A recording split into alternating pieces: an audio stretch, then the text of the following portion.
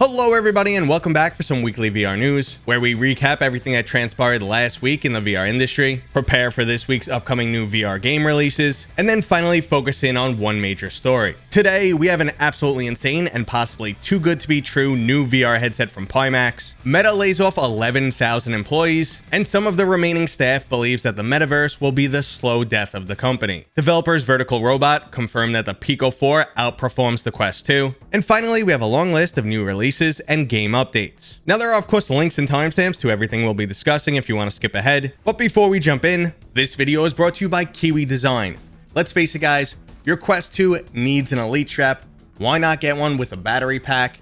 Kiwi has this amazing one. It's my absolute favorite. It's got this super plush top strap and back strap, making it extra comfy. It's way more durable than what you get from Meta and cheaper. Plus, it's got a massive 6400 milliamp hour battery, which can give you 4+ hours of additional gaming. I highly recommend it, guys.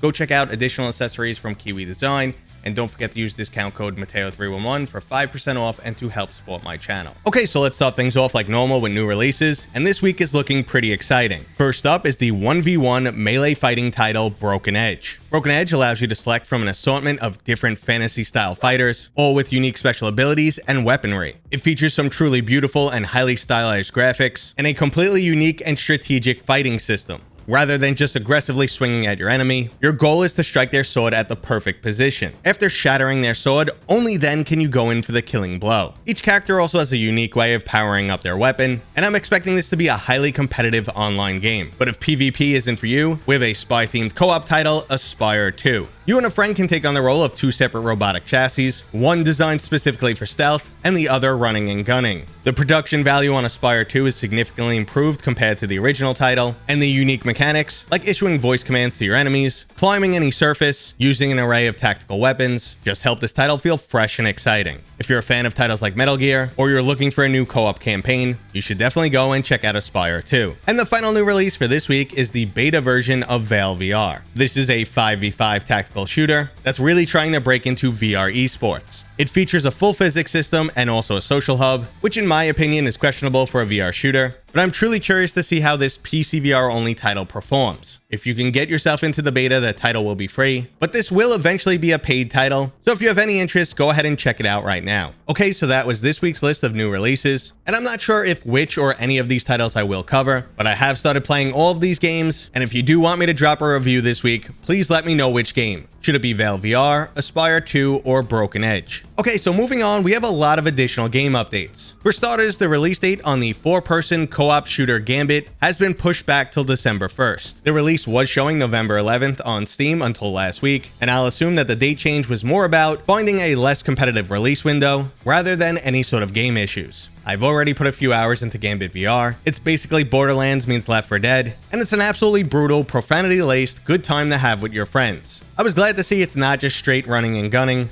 as there's additional mechanics in there, like unlockable weapons, hidden areas on each level, climbing parkour areas, and a lengthy story-driven campaign. Now, another title that's been delayed is the highly intense and dark-themed roguelike Hellsweeper VR. This was from the same developers that brought us Seirento, and we're getting a title that focuses on using VR mechanics to their fullest. Unfortunately, though, it's been delayed to the second quarter of 2023. Now, I'm completely okay with the title being delayed, because I'd much rather a great game at a later date than a botched release right now. This is sad, though, because I was anticipating this title, as the Quest doesn't give us a lot of these brutal, mature-themed games, and I was really looking forward to this one. And I just have one more quick date change before we move on. A representative from Meta recently gave me a release date for a Medieval, which was set for November 10th. I was pretty skeptical on this one, and it turns out that was true. Now, this retro shooter with overwhelmingly positive reviews on Steam will be making its way onto the Quest 2. I just don't know exactly when, but I will definitely give you guys updates and cover it when it's released. But if you want to try something right now, you can check out a VR mod for the beloved MMO Final Fantasy XIV. That's right, the flat to VR modders just won't stop. And now you can check out this title from a whole new perspective.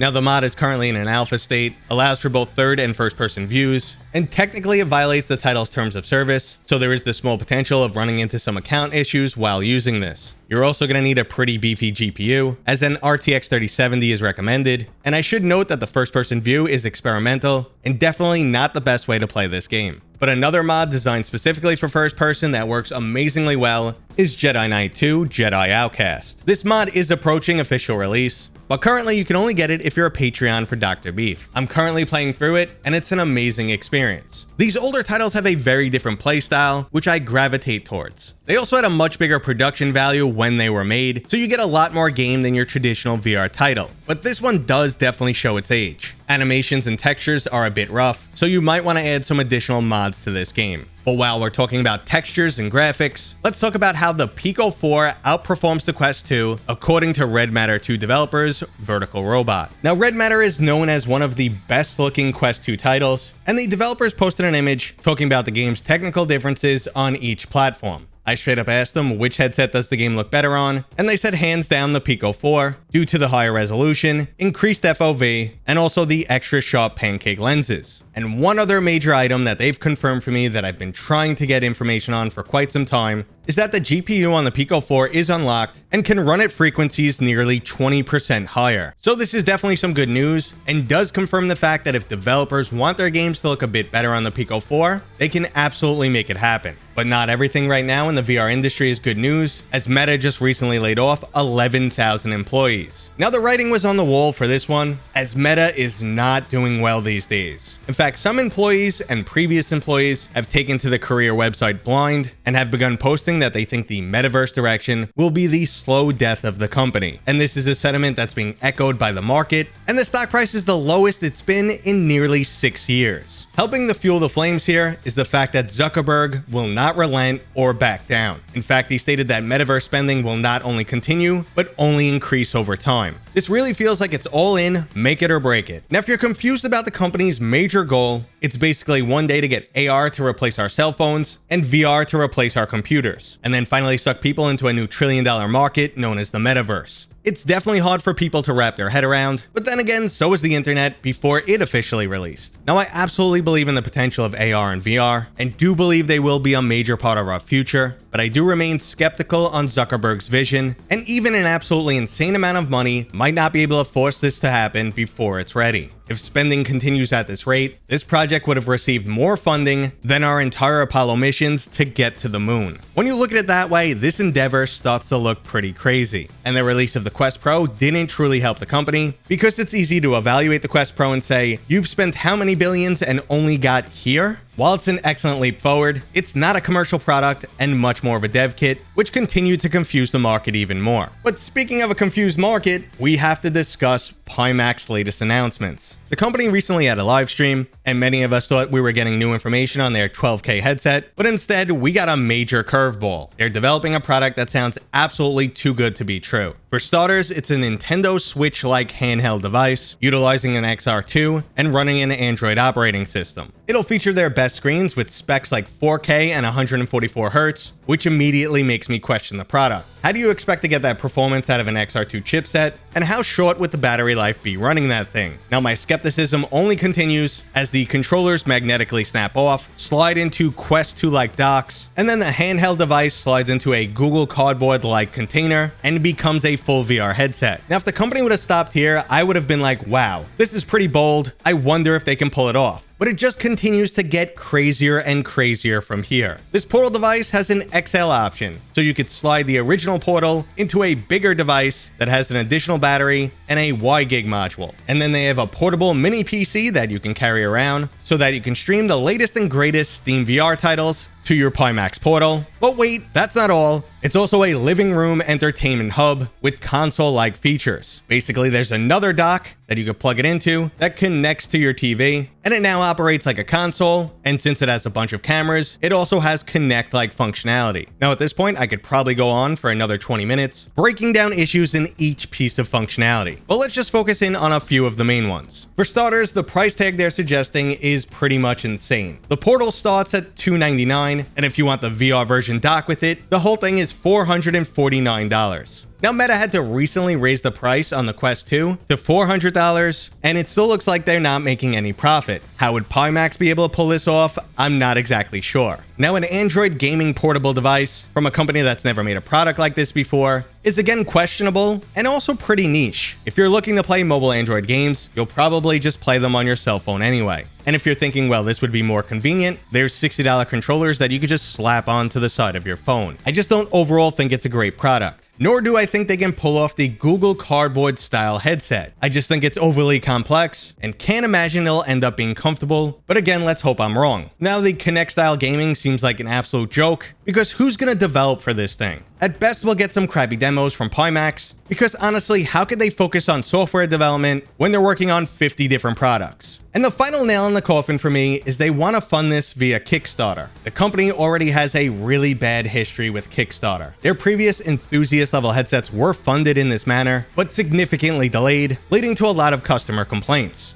Now, I hope I'm so wrong here. I want to see this product happen. I hope it's absolutely amazing. But between Pimax's history, the fact that they are truly overreaching here, and some design choices that just don't make any sense at all, I remain extremely skeptical for this product. I think we'll definitely end up getting the Portal. It'll be an okay device, and then some of the additional features will either take a long time or just eventually get scrapped. But you guys let me know what you think down in the comments. Okay guys, that was today's weekly news. I hope you enjoyed it. If you did, go ahead and give it a thumbs up. If you're new here, please consider subscribing. And as always, I'll see you guys on next time.